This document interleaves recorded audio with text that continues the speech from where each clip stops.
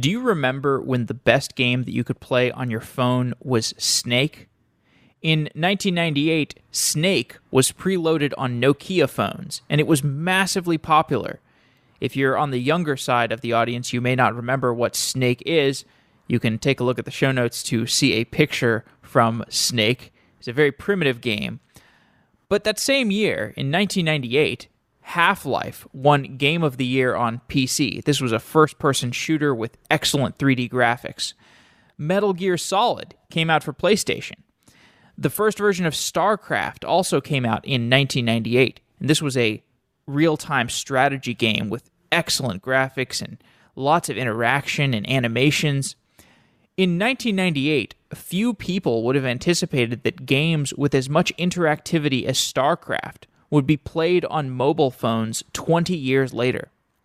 Today, mobile phones have the graphics and the processing power of a desktop gaming PC from 2 decades ago. But one thing still separates desktop gaming from mobile gaming: the network. With desktop gaming, users have a reliable, wired connection that keeps their packets moving over the network with speeds that let them compete reliably with other users. With mobile gaming, the network can be flaky. How do we architect real-time strategy games that can be played over an intermittent network connection? Yan Cui is an engineer at Space Ape Games, a company that makes interactive multiplayer games for mobile devices. In a previous episode, Yan described his work re-architecting a social networking startup called Yubble, where the costs had gotten out of control. That's a great episode, and I recommend checking it out if you have not heard it. It's called Serverless Startup. Yan has a skill for describing software architecture and explaining the trade-offs. When architecting a multiplayer mobile game, there are so many trade-offs to consider. What do you build and what do you buy? Do you centralize your geographical deployment to make it easier to reconcile the conflicts that are inevitably going to occur? Or do you spread your server deployment out globally? What is the interaction between the mobile clients and the server? The question of interaction between client and server for a mobile game has lessons that are actually important for anyone building a highly interactive mobile application. This is a pattern that you sometimes see in computer science where the cutting edge is often done at the gaming application type, where games are at the cutting edge of something like computer graphics, which leads to developments in processors like GPUs, which lead to a new tool that machine learning people can use. So games are actually quite important in the evolution of computer science. So one example I think about in highly interactive mobile applications is Uber. When I make a request for a car, I can look at my phone and I can see the car on the map, slowly approaching me. The driver can look at his phone and he can see the passenger. He can see if the passenger crosses the street and if he needs to go to one side of the street or the other in order to pick up that passenger. And this real-time communication is accomplished by synchronizing the data from the driver's phone and the passenger's phone in a centralized server, and then sending the synchronized state of the world back out to me and the driver. So how much data does the centralized server need to get from the mobile phones in order to create that synchronized state? How often does the centralized server need to make the requests to each mobile phone? The answers to these questions are going to vary based on the bandwidth and the device type and the phone battery life and all these other factors.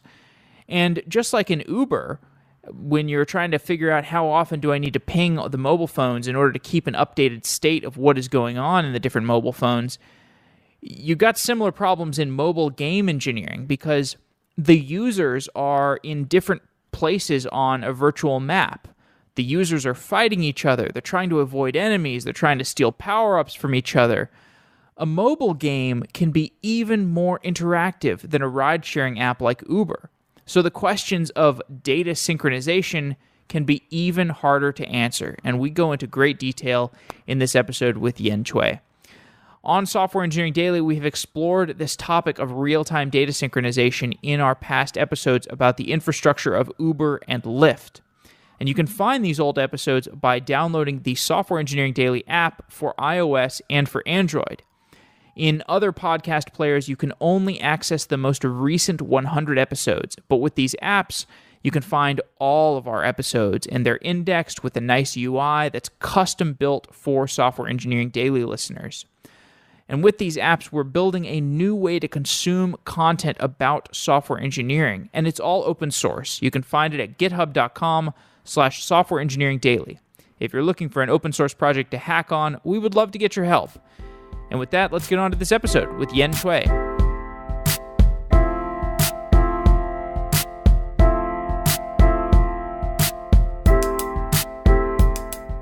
ConsenSys is the largest blockchain company focused on building software on the Ethereum platform. They've developed Truffle, the most popular Ethereum development framework. Truffle is your Ethereum Swiss Army knife, and it's available for free by going to softwareengineeringdaily.com/consensus. Nearly 200,000 developers are working with Truffle, and you can download it today and start building your own software on Ethereum. Find blogs and tutorials there as well to get started. Truffle is written in JavaScript in a completely modular fashion, allowing you to pick and choose the functionality you'd like to use. For example, you could use Truffle as a library in your own tool, using only the modules that you need. This lets you take advantage of powerful features like Truffle migrations in your own command line tools. ConsenSys has built several of the leading dApps, decentralized applications, in the Ethereum ecosystem, and it offers some of the most popular free Ethereum developer tools, such as MetaMask, Infura, and Truffle. These tools are essential if you're thinking about building an Ethereum dApp. Learn about Truffle and download it directly from softwareengineeringdaily.com/consensus to get going on Ethereum development. And if you want to hear a show about one of the topics that ConsenSys knows a lot about, send me a tweet at software_daily and tag at consensus. That's with consensus with a Y instead of a U, consensus, with the topic that you would like to hear about. So tag both of us and let us know the topics that you're interested in hearing about. Thank you.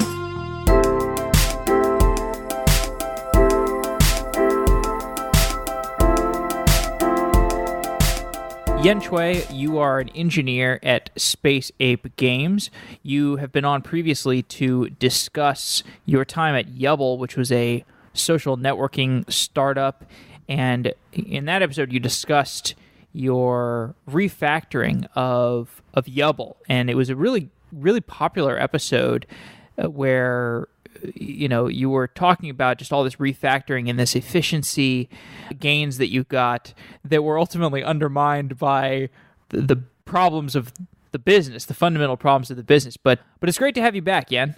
It's great to be back, Jeff. Thanks a lot for getting me back on here. Absolutely. And today we're talking about a more optimistic scenario. You have started this job at Space Ape Games. You've been working there for a while, and I watched a presentation that you gave about scalable multiplayer games, and I'm excited to dive into that.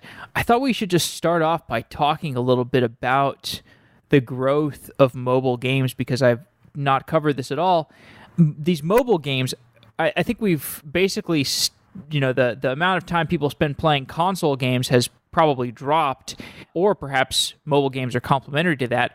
Why don't you just talk about your perspective on the growth of mobile gaming? Yeah, so from so I guess going back a couple of years ago, I was at a company called Gamesys, where I was building, again, casual games, but mostly on Facebook. And straight away, even during that couple of years, maybe 2-3 years, when Facebook games was the biggest thing around, you have all these games that's got 200 million users, daily active users. But pretty quickly, that landscape shifted to mobile, and that mobile space has just continued to grow. And compared to, I guess, console games is definitely on a decline. At the same time, we are seeing mobile games that are getting more sophisticated and are getting more core as well. For a very long time, mobile games was very focused on the casual audience, but now we're seeing games that are more and more targeting towards the core gamers. And this perhaps even more so in the East, in the Far East, than maybe in the West. one of the things we see often as well is that the mobile games in the West, they are still kind of soft, kind of mid-core, whereas the games on the Far East is now going much more focused on real-time gameplay. But we are slowly seeing that trend happening in the West as well. If you look at some of the top grossing games in 2017, I think in the West, maybe 13 of the top 100 grossing games has got a real time multiplayer element to it. And if you look at the absolute biggest game in the 2017 is a game by a Chinese company, Tencent, who you may or may not have heard of. They're quickly becoming if not already, the king of mobile games in the world.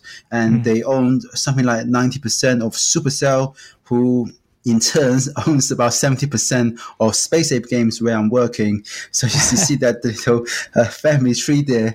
And Supercell, as you probably know, they are the creator for top grossing games in the West, games like Clash of Clans and Clash Royale. And Tencent, they have a number of massive hits that you may not have heard about in the West, but they are doing fantastically well. And the top grossing game in 2017 is a 5v5 real-time multiplayer game that Tencent has created, and you can think of it as a League of Legends clone.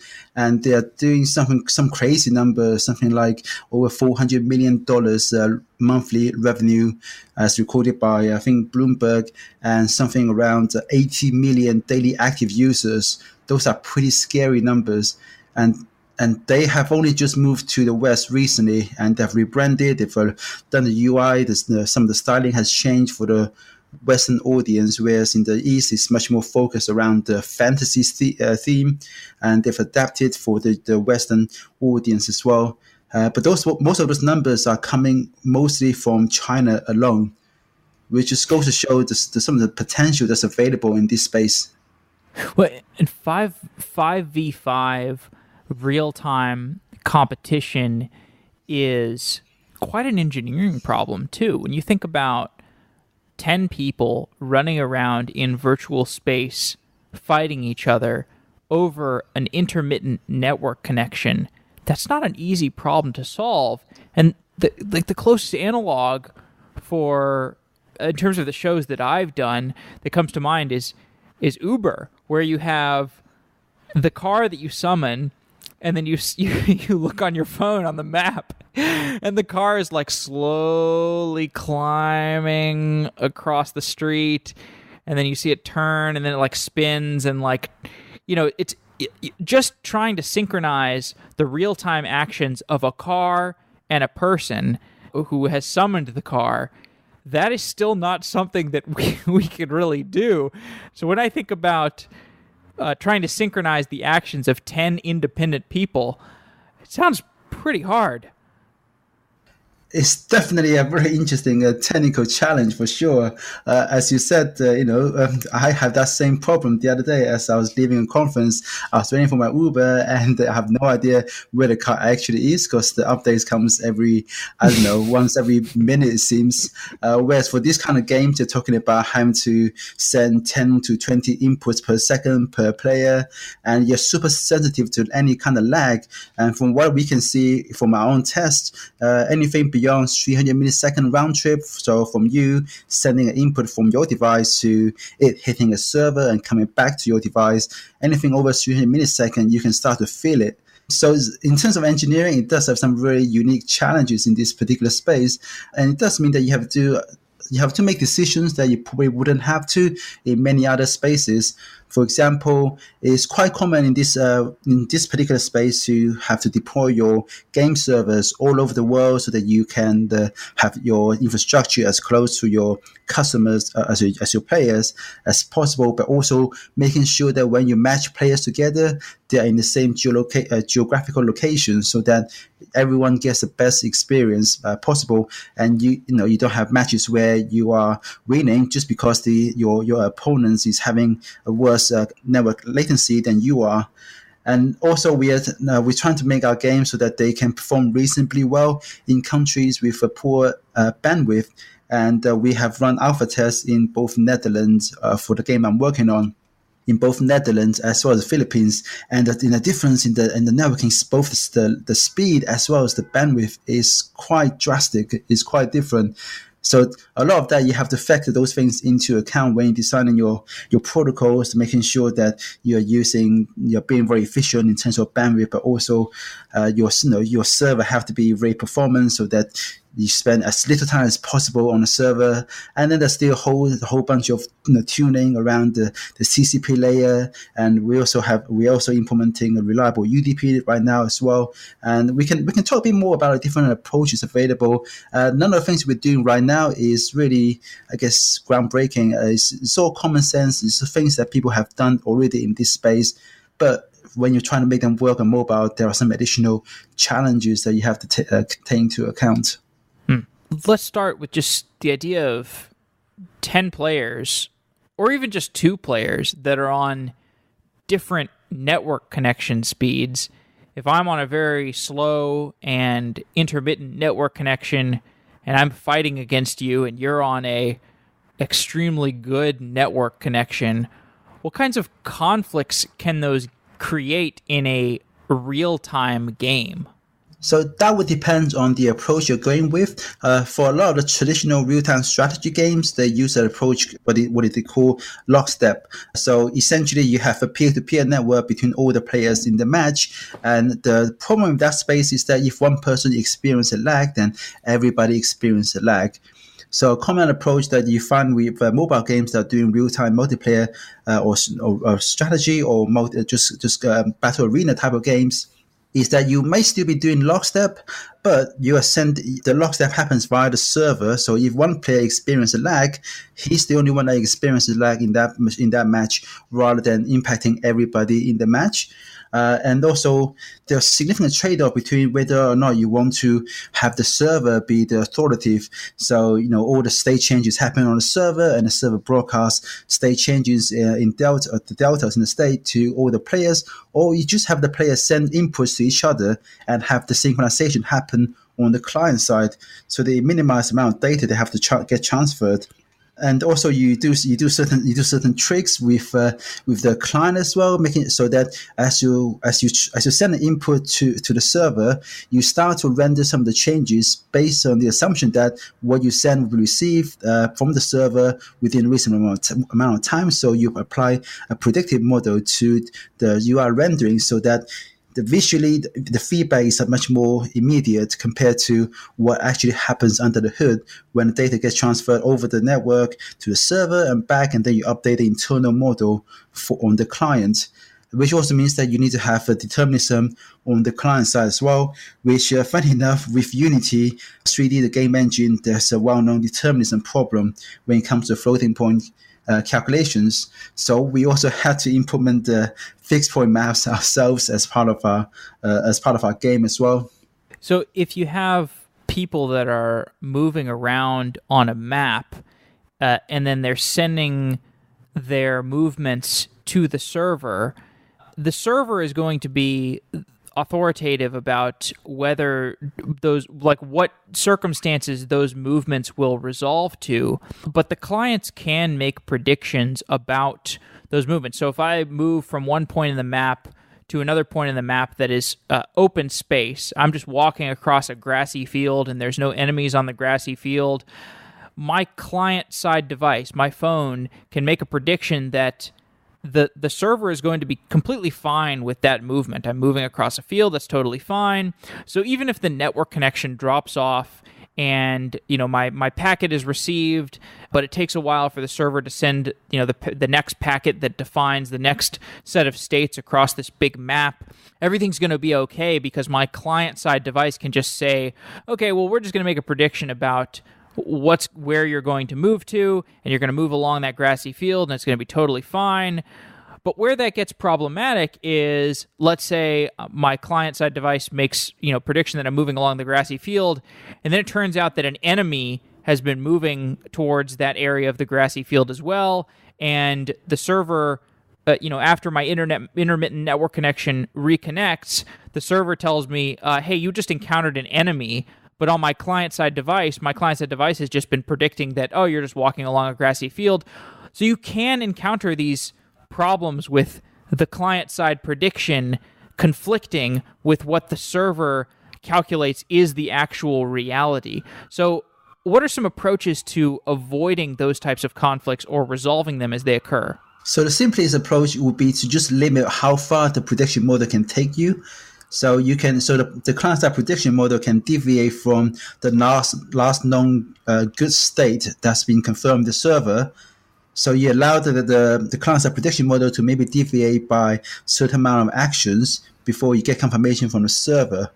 And one of the things you could do is, and this is something that we see a lot of similar mobile games do, is to, once you get to the point where you are deviating a bit too much, to either slow down the action so it looks like your character is not moving as fast, or in some cases just grind everything to a stop and just put your hands up and say, okay, I can't predict anymore. I need to know from the server what the next action is. And that can happen if you have intermittent connectivity issues from the server. So you have a spike in latency, for example. I see. So to put a finer point on this, you define two different ways of modeling the client-server relationship in a game. You have this continuous centralized model, the server authoritative model, and then you have this lockstep model. Could you walk us through these two models?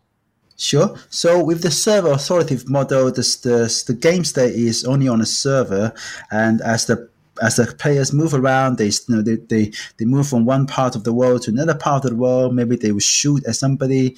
Those inputs are then sent to the server, and there are consequences depending on how sophisticated the game is. It may just be taken at that moment in time when a server receives the input.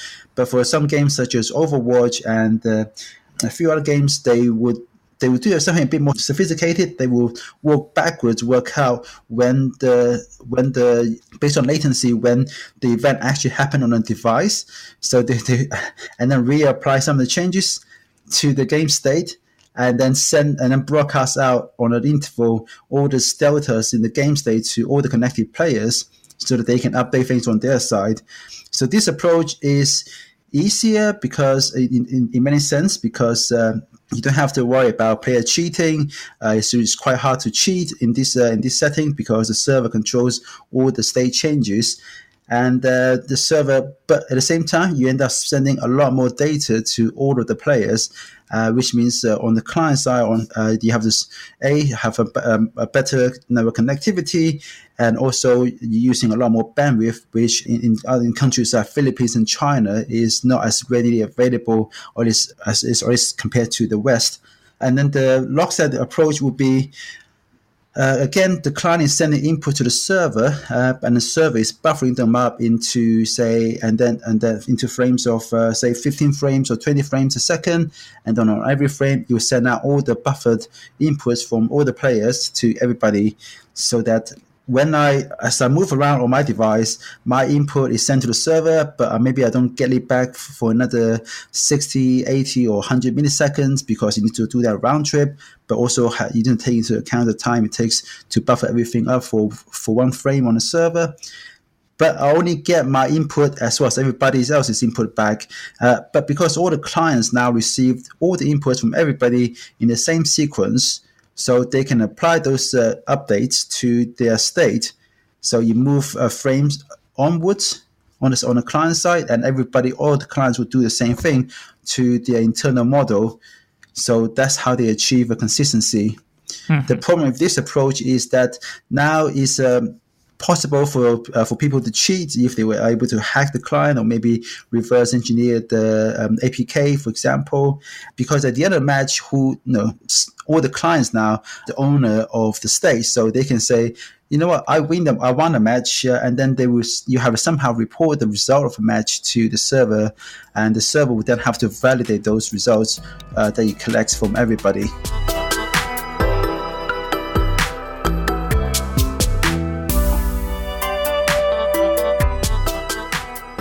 You are building a cloud-native application, and you need to pick a cloud service provider. Maybe you're just starting out with a new app, but you have dreams of scaling into the next giant unicorn. Maybe your business has been using on-premise servers, and you want to start moving some of your infrastructure to a secure cloud provider that you can trust. Maybe you're already in the cloud, but you want to go multi-cloud for added resilience. IBM Cloud gives you all the tools you need to build cloud-native applications. Use IBM Cloud Container Service to easily manage the deployment of your Docker containers. For serverless applications, use IBM Cloud Functions for low-cost, event-driven scalability. If you like to work with a fully managed platform as a service, IBM Cloud Foundry gives you a cloud operating system to control your distributed application. IBM Cloud is built on top of open-source tools, and it integrates with all the third-party services that you need to build, deploy, and manage your application. To start building with AI, IoT, data, and mobile services today, go to softwareengineeringdaily.com/IBM and get started with countless tutorials and SDKs. You can start building apps for free and try numerous cloud services with no time restrictions. Try it out at softwareengineeringdaily.com/IBM. Thanks again to IBM for being a new sponsor. We really appreciate it.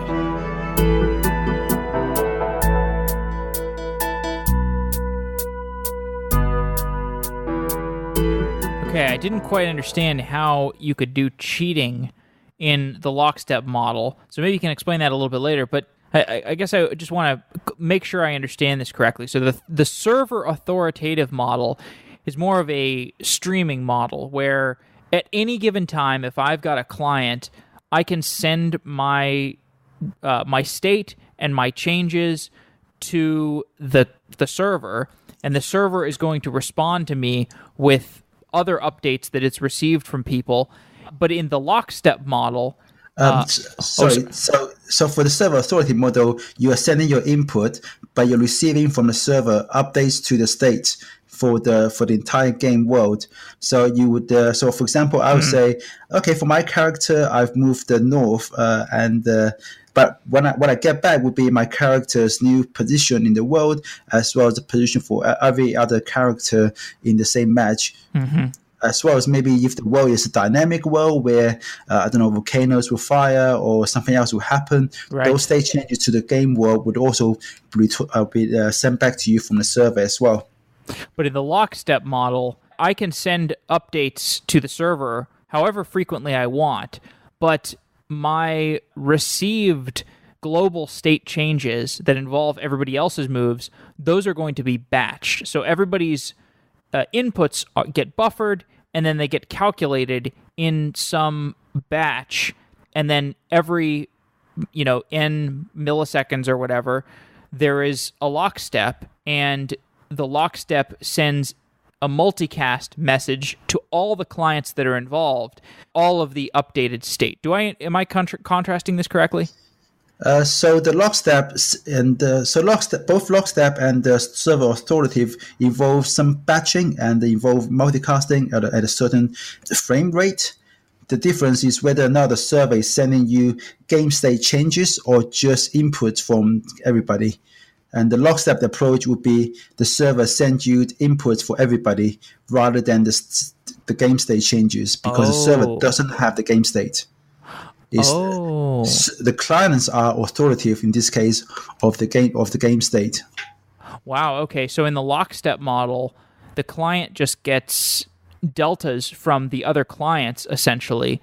So I move forward, I move backwards, and those are inputs that I'm sending to the server, and those are inputs that I get back in the lockstep approach, but also get back from the server all the inputs for everybody else. So in this case, would be Jeff, his character moved forward. He's now aiming at a 40-degree angle. Right. So the server authoritative model is, and now I understand the hacking problem in the lockstep model, because the clients are essentially, they're each individually responsible for deciding on the game state, which should be totally fine. If all of the clients send the moves that they have made throughout the game, and then those moves get multicast by the server to the rest of the clients, there should be no issue there at all. They should be able to derive the same game state because they each have the same set of moves that they have aggregated from each of the other clients But the problem is that ultimately the calculating is done by the clients. So if I'm one client, or even all 5 of the clients, if we were talking about this 5x5 game, and all 5 of the clients somehow reverse engineer the APK, the package, the software package, they could say, oh, you know what? Actually, we calculated that we won this game, and the other team would be saying, no, we calculated we won this game, and then you could have some sort of problem there because the clients are deciding on the ultimate calculated end game state. That's right, which is why you still then have to have a mechanism for doing server-side validation based on inputs. So run the simulation on a server to decide what is the authoritative answer for what's the end game state. Oh, okay. So at Space Ape, the game that you're working on, or the games that you're working on, you typically use the lockstep model? We have 2 games that we've been working on. That's a real-time multiplayer. The one that I'm working on right now is using the lockstep approach. Another game is using a slightly different variant where the simulation for the AI components. So imagine if you play League of Legends, you have those creeps, right? You have those towers. So they also have AI involved AI as well. In the lockstep scenario that I've described to you, every client will be running the simulation, the AI for those for those things. But there's also a slight variant whereby you will have a master client that are doing the calculation for the AI, and he would then broadcast any changes to the AI states to everybody else. So one of our other games is using that variant. Which in terms of bandwidth and bandwidth use is slightly more expensive than the lockstep, but it's still a lot better compared to server authoritative. So the trade-off that we're talking about here is primarily in the bandwidth, because in the server authoritative model, it sounds great because the server is resolving all of the moves of everybody, and the server decides on a game state, and then the server can just broadcast the game state to all the users. But the problem there is that if you need to broadcast the entire game state to all the users, that is a lot of bandwidth. Whereas in lockstep, you can just broadcast essentially the diffs of each move and have the clients do the calculation, because having the clients do the calculation, you're going to be much less bandwidth constrained when you are just sending the change set of the moves. That's right, and we know from many from talking to other companies that has built these kind of games, that your biggest cost when it comes to operating these kind of games at scale is going to be bandwidth, but also it impacts your users' experience, especially in those countries where bandwidth is much more scarce compared to, if you're in the West. Another factor to consider is that running server-side simulation can be really expensive. So you also have to run a lot more servers as well. So when we're talking about these mobile games, in contrast to the classic multiplayer games like Counter-Strike or Starcraft, these games are typically played over high bandwidth wired connections. Do they have a totally different model for the multiplayer, different client and server resolutions because they have those lower bandwidth constraints? Yes, I think so. I haven't looked at. We've done a lot of research looking at other games too. League of Legends, Dota 2, Call of Duty, a number of other games that are primarily played on a desktop. On Wi-Fi connections, they are all using server authoritative or some variants of that. Whether or not you're sending the whole state on every frame, can optimize to just send deltas as well. But even those deltas are still going to be a lot more than the pure user inputs. Whereas compared to when you look at mobile games, and I keep going to the same game by Tencent, because those guys, they have to work in the constraint of being a game that's played on the 3G in a country like China, where bandwidth is something like number 70th in the world, and have to make that work really well. And those guys, they use lockstep approach, which is one of the things that we looked at and see, okay, do we want our games to be, to have a global reach? Do we want to go to markets like China, like Southeast Asia, where we're going to have to think about these kind of problems? So we made the decision quite early on that as much as we think server authoritative is going to be a lot easier to implement in many ways, given the sort of conditions that we want our app our game to be played in, we decided to go with the lockstep approach.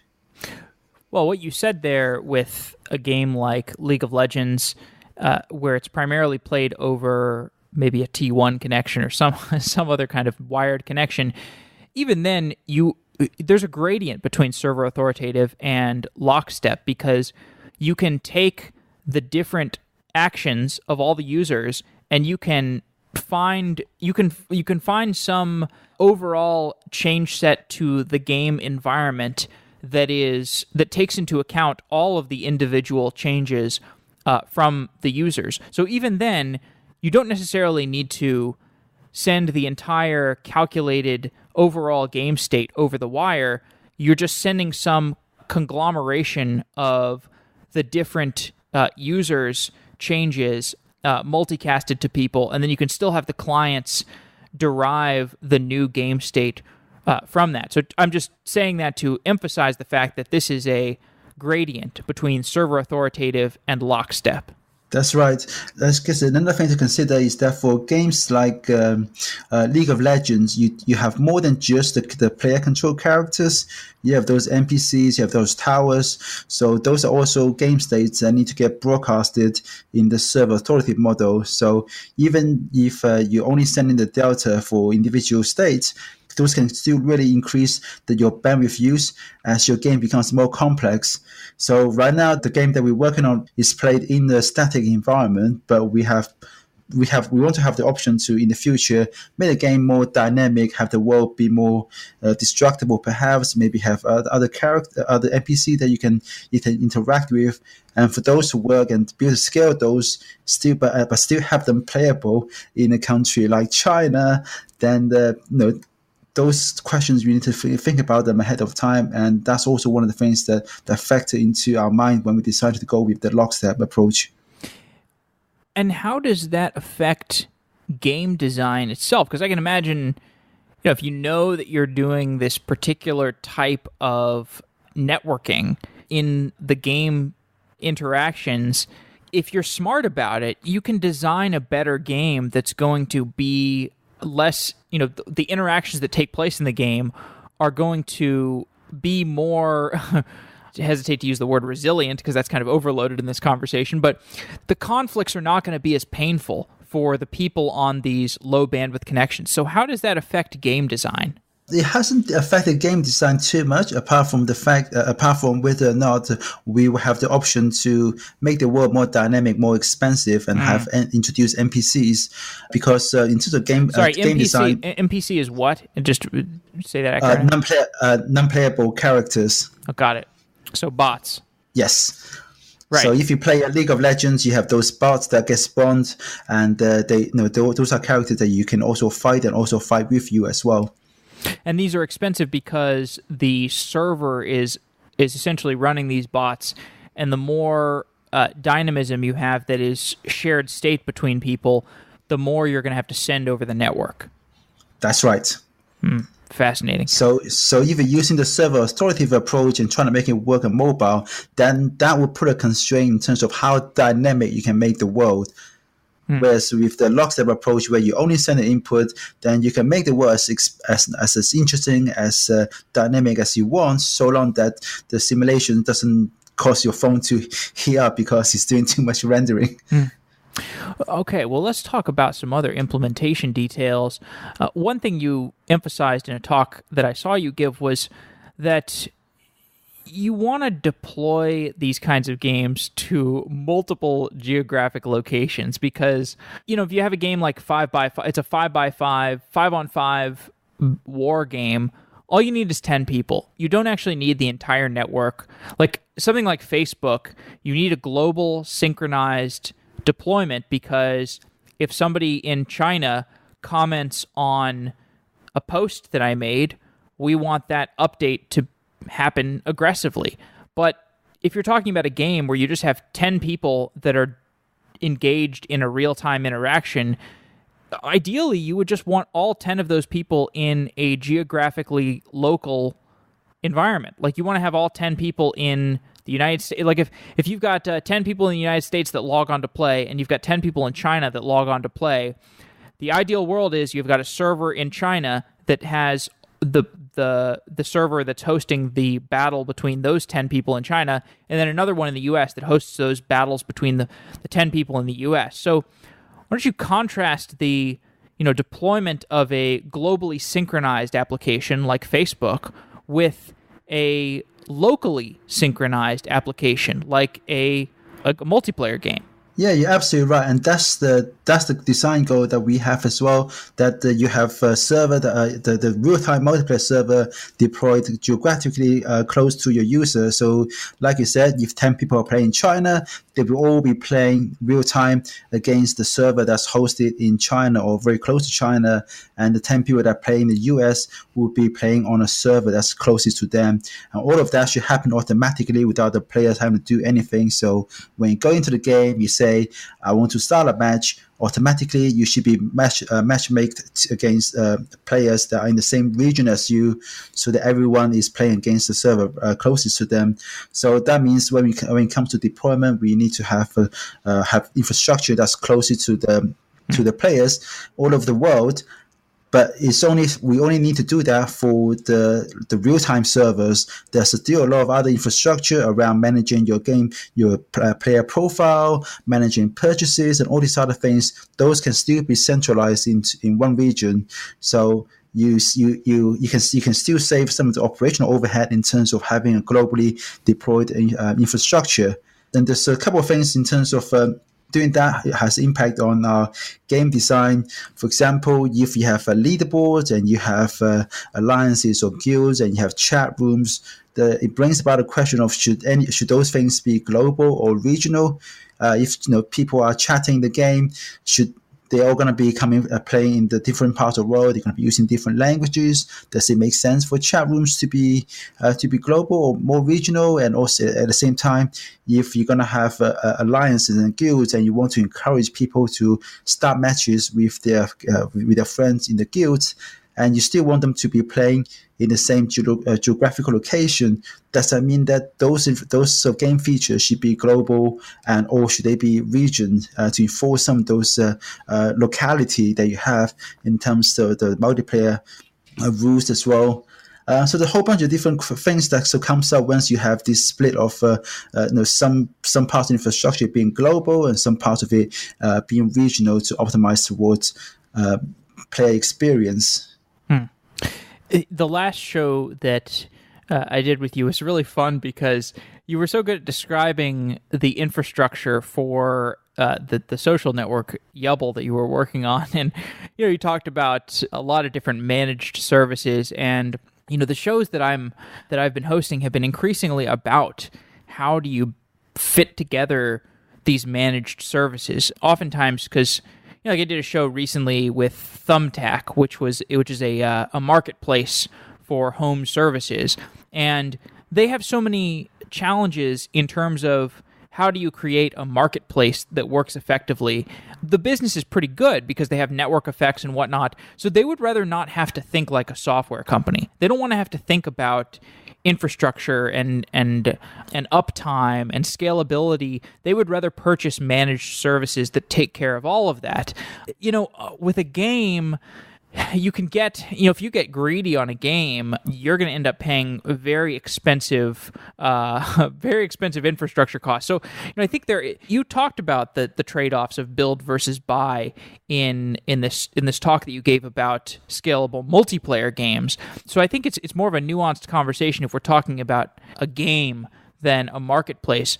So I say all that to preface, why don't you just give us an overview of the infrastructure of the game that you most recently worked on? So the game I'm working on right now is a multiplayer game. I can't really talk too much about the game itself as it's still under development. In terms of infrastructure, as I mentioned already, we have real-time game servers that are deployed to multiple regions, so that we have infrastructure globally for that. but the rest of our infrastructure are run out of the same one region in US East 1, where you have where the player profiles are stored, where all of our databases, a bunch of other services are all hosted out of there. And in terms of the build versus buy, you have several companies that are so operating in this space. The biggest one is probably Exit Games. They have a product called Photon, which is essentially what we are building, but they offer it as a service, and it gives you many of the things that we are building already in terms of having the multi-region support. And they also have a lobby system out of the box as well. So for things like matchmaking, they have got a quite flexible system for you to do that. And also they have been around for something like 10, 15 years. So they have had a lot of time to optimize the networking stack, and they can run on their own soft layer infrastructure where it's all real brick and mortar hardware, so that you get a much better networking, more consistent networking performance maybe than the cloud hosted servers that we are using. But at the same time, there's also downsides to using a a product like Photon. Based on the pricing model they have, they can be quite expensive, especially once you're at scale. The way Photon works is that you pay for a provision, the peak monthly concurrent connected user. So if you have 100,000 people connected at peak in the month, that's what you're paying for. So you go back to this. I guess that brings you back to the sort of CAPEX versus OPEX. Discussion that people have at the start of the cloud. So you don't have that more flexible model of pay as you use, and you can go over those peak provision usage level as well. But when you do that, they charge you quite a bit of extra. And I guess for us as a company, also as we're building more and more games that are real time, that has got a real time multiplayer element to it as well. This question that it took us a very long time to decide whether or not we should continue to build something in house or to just use Photon. Especially as we already use Photon for some of our other prototype games, and there's quite a bit of experience in the company already, and we do really love what the Exit Games have done with the Photon product. But as a company, if we're going to be banking the future of the company on all these real-time multiplayer games, we feel that there's an element of risk, there's an element of limiting the risk and exposure that we have by owning some of the core stack that we have.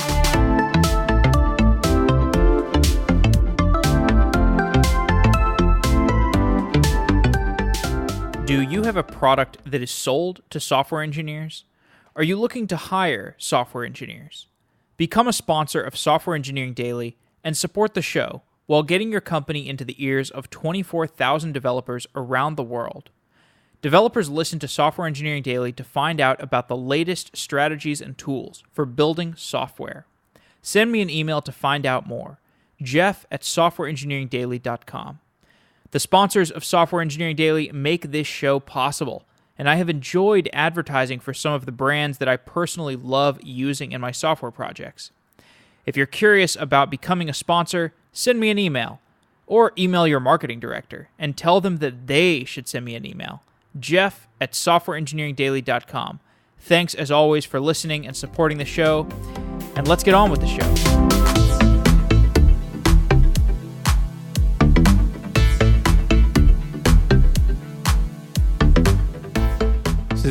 So Photon is some platform as a service that's kind of expensive. But it's really good.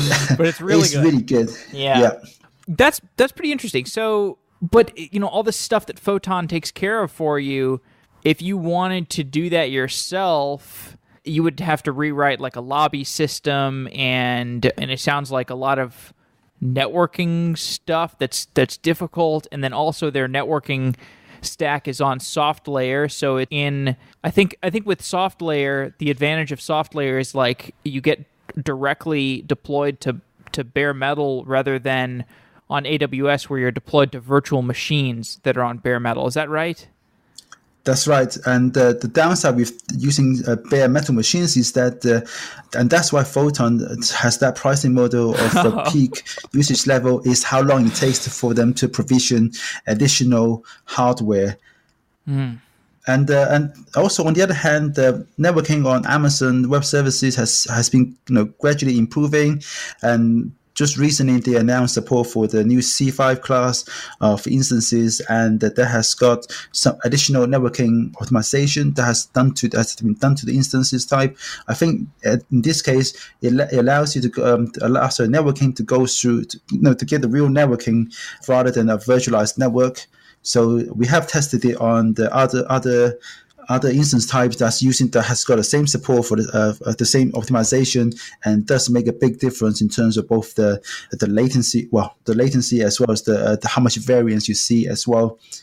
So networking on Amazon is getting better, and then we also, because for the multiplayer servers, we're just going to run it on VM. We're not dependent on other managed services, so it means that we can also use Google Cloud as well, which has got more expensive networking, but also from what we can gather is also better networking as well.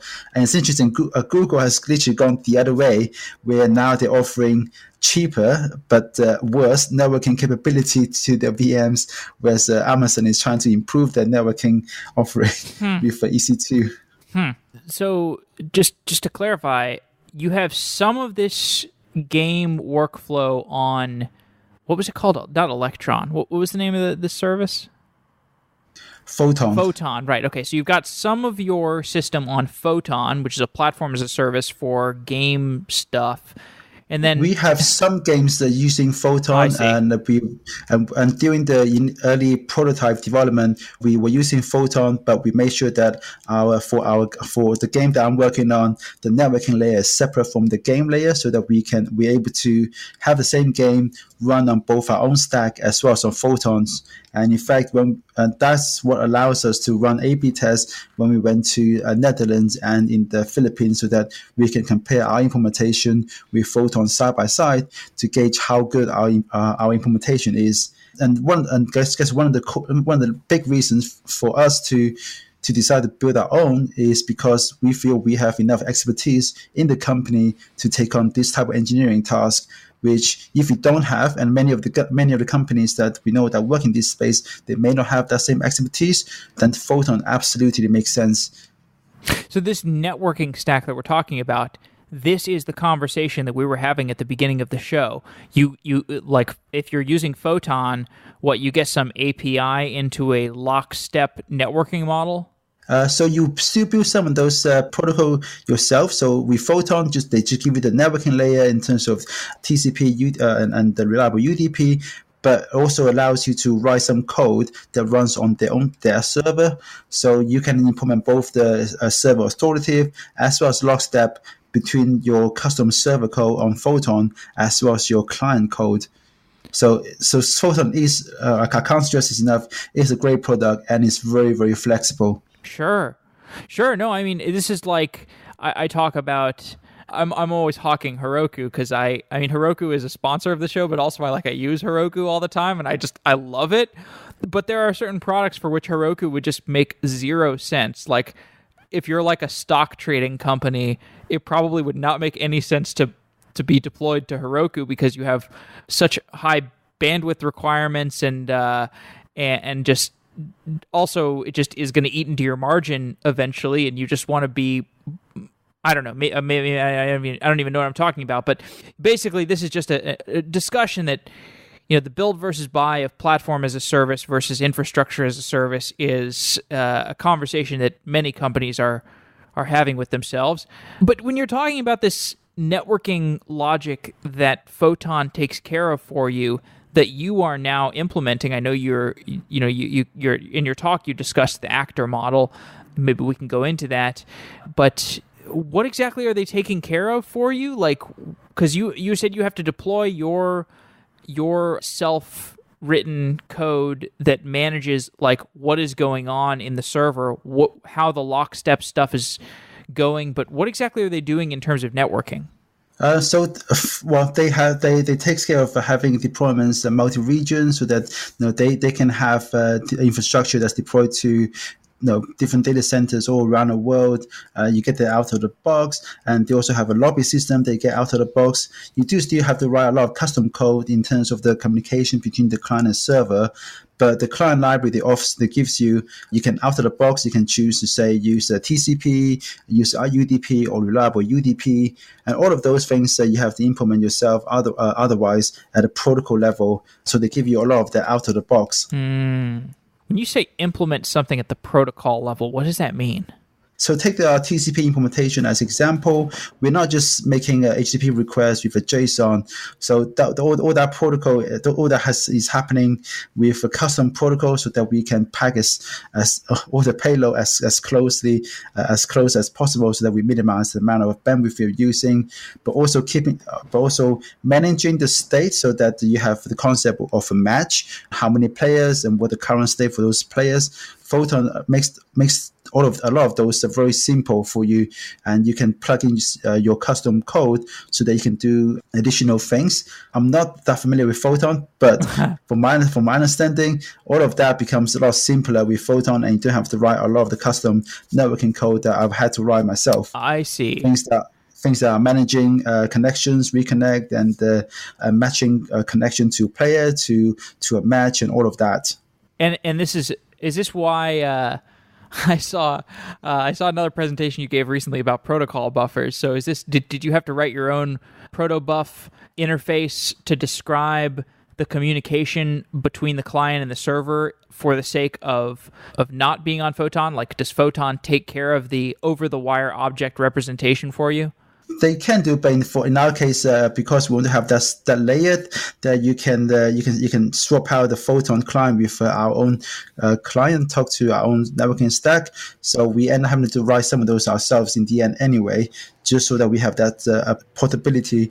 But in our case, we are not just sending a protobuf, because protobuf can also have those tags as well, which means you are sending a bit more data than we'd like. So we are using a custom protocol to communicate between the client and server.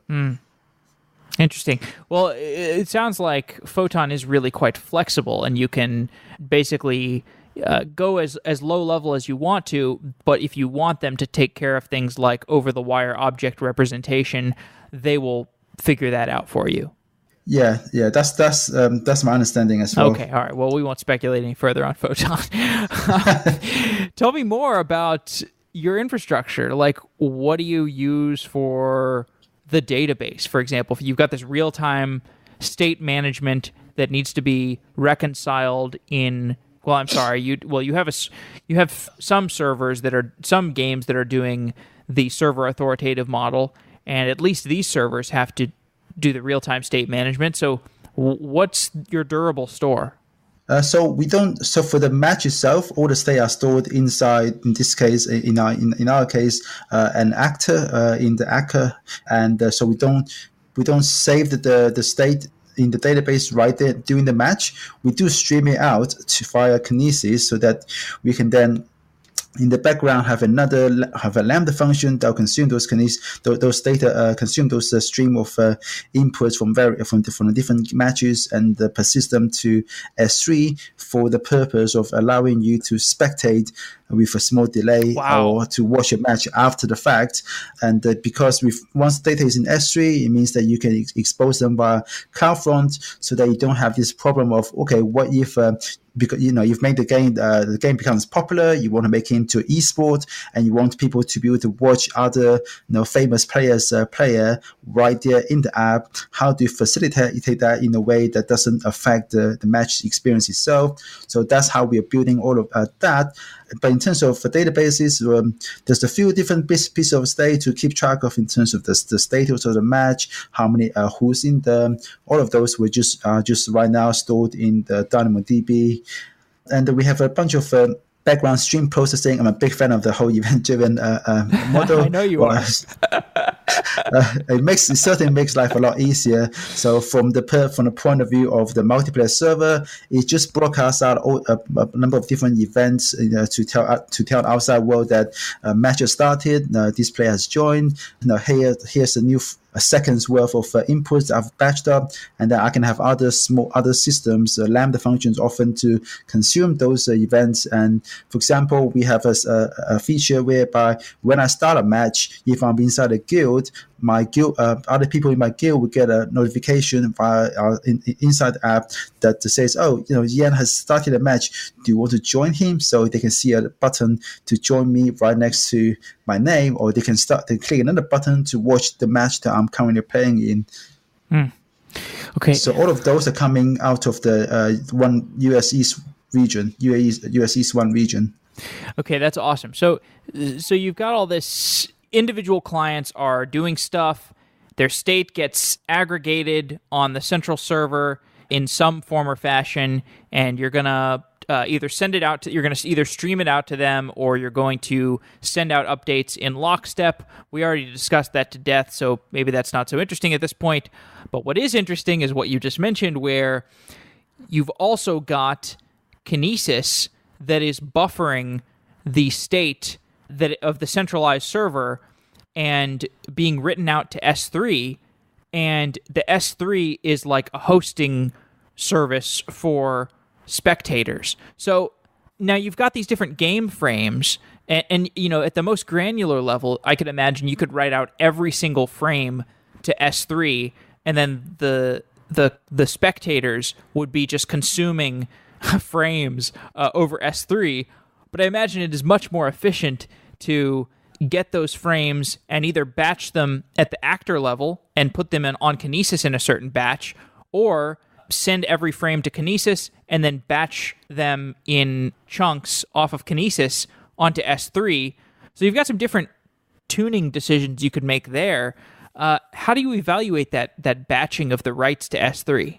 So we actually do both batching on the actor level. So the actor would send the inputs. You batch them. You send them out to the actual players in the match at 15 frames a second or whatever. But it only sends those inputs to Kinesis for, I think, every 3 seconds or so that you get batching at that layer. And then when the Lambda function receives the inputs, there's a secondary batching there that happens before it writes to S3, and then on the clients, when you want to spectate and watch a live match, there's also buffering happening on that side as well, so that the client will get the first binary, the first blob, which contains a bunch of frames, and then you get the next blob, and so on. So the client also get all the frames available, and then catches up to the latest it has, and then you start to play the match with a few seconds behind, so that as a watching player, if I'm trying to watch a live match, I'll be watching actions maybe a few seconds behind the real action happening. But at the same time, you can imagine once you have all the frames for the same match, then people can just go back in time and watch other matches that I have played or you have played. Okay, let's zoom out. There's so much that we didn't cover technically wise in this show, but people can check out the talk that you gave, which I'll put in the show notes. But just to talk a little bit about what it's like to work at a game company. I know nothing about that. I have done zero coverage of it. What's it like to work at a games company that makes these kinds of multiplayer games? Like, my understanding is it's kind of a hits business where, if you have a hit, it's really exciting and it's really difficult and it's really challenging and it's really fun. And if you have a non-hit, it falls flat and it's kind of depressing, and many people in the games industry go through both of these things. So what's it like? Yeah, yes, actually, absolutely spot on when it comes to it being a hit-driven industry. It's very much that. And if you look at companies like Zynga, companies like King and Machine Zone, they've all become massive company off the back of one hit. But they've all had many games in the past that hasn't been that number one hit, and that's all you need is that one game to go from where we are at Space Ape to become a $1 billion company. But working for a games company, one of the things I guess you find that's quite different from many other companies is that you find a very flat hierarchy, and you find the teams that are very often you find companies that are building one product, so that the whole company is geared towards optimizing for that one product. But for games companies, you have many games, and one of the things that comes up often for us is, how do we have that drive for new ideas, but at the same time trying to focus our attention on the great idea that we think can become a top grossing game. So over the last 8 to 12 months, we have created this now it's more or less formal funnel where we have monthly game jams or hackathons that we run that allows that people would go to a game jam, they make new ideas, and that feeds into the top end of the funnel. And usually based on some hypothesis that maybe there's a category, there's a genre that's underserved, but there's a massive market out there. And then we create, for going from there, maybe over the course of 2 or 3 game jams, you take the initial idea, you polish it up to the point where, okay, you have something that is playable that you can showcase to other people in the company. And as you build up more and more confidence in the company that, hey, maybe this is something we can pursue, then slowly we start to sort of form teams around those ideas, and we let them go wild and prototype and try out different ideas, different game mechanics and whatnot. And then you try to start to size the market, try to test against the market, do various tricks to see how much interest there are for maybe the theme or maybe the genre. And then we keep going from there into making company playathons, so that you have a 1 day or 2 days and everyone just try to take part in the massive tournament inside the company to play your game, give you feedbacks. At the same time, you can collect the metrics to see how engaged are people. And then you go to alpha and beta to get those external validation. Right now, of this whole funnel, we have 1 game that's in beta, and the game I'm working on right now is heading towards the second alpha build earlier next year.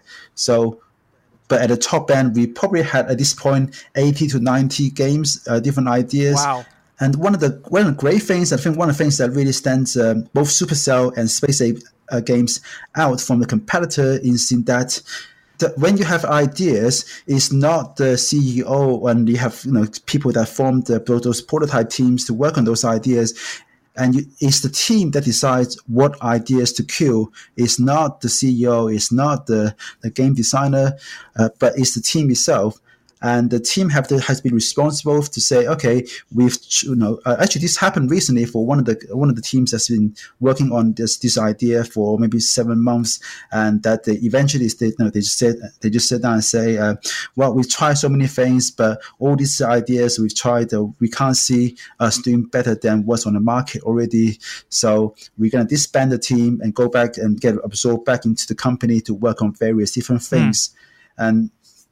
And that's something that the Space Ape does really well, as well, is in terms of recognizing that you need to align personal interest with the company's vision and company's best interest. One of the things that I often ask employers when I was doing a lot of interviews after Yabble went under is how do you do that? How do you make sure that people's best interest is aligned with the company? And I think this is a problem that often the management don't recognize. That everyone would just tell me, oh, it's not a problem when we make those personal objectives 6 months ahead of time. To make sure everyone is aligned with the company's overall goal. But that's a very long time. And also, if everyone has got their own, and if you at the end of the 6 months or 12 month cycle, your performance review and your salary review is based on how you measure up to those personal objectives that is set by your manager, 6 months to 12 months earlier.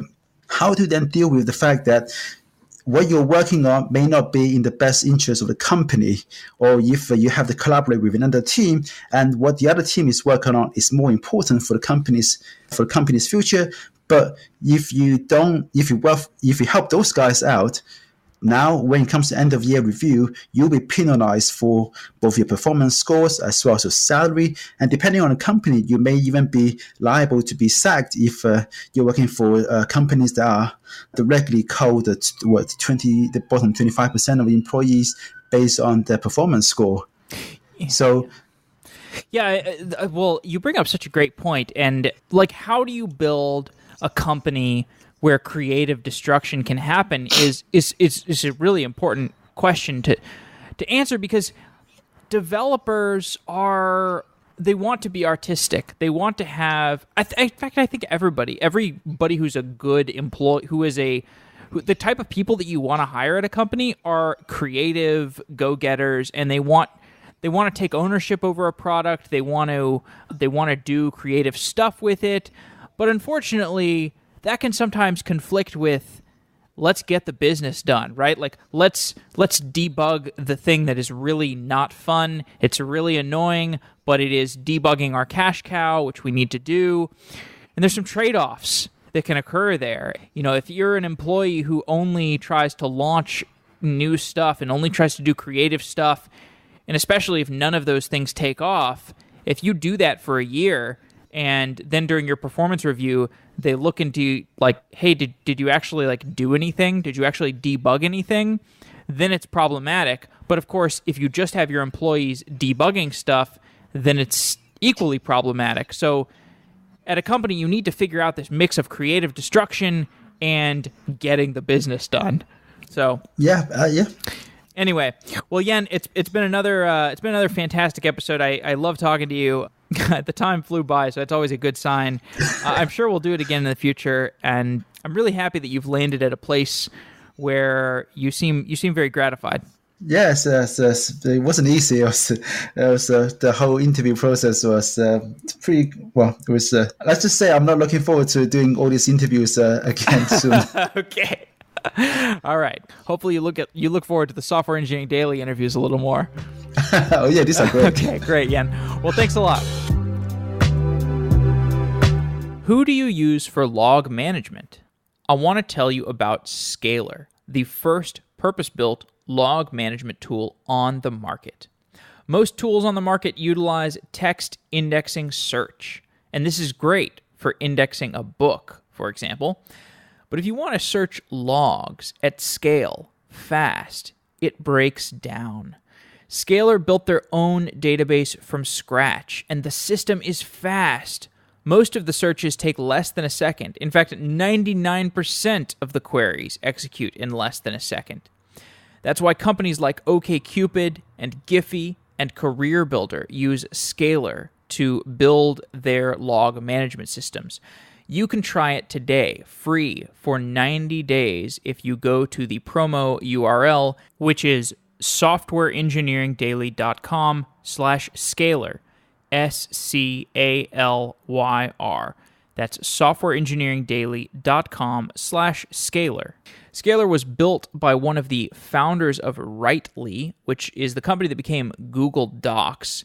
And if you know anything about Google Docs history, it was quite transformational when the product came out. This was a consumer-grade UI product that solved many distributed systems problems and had great scalability, which is why it turned into Google Docs. And so the founder of Writely is now turning his focus to log management. And it has the consumer-grade UI. It has the scalability that you would expect from somebody who built Google Docs. And you can use Scalar to monitor key metrics. You can use it to trigger alerts. It's got integration with PagerDuty.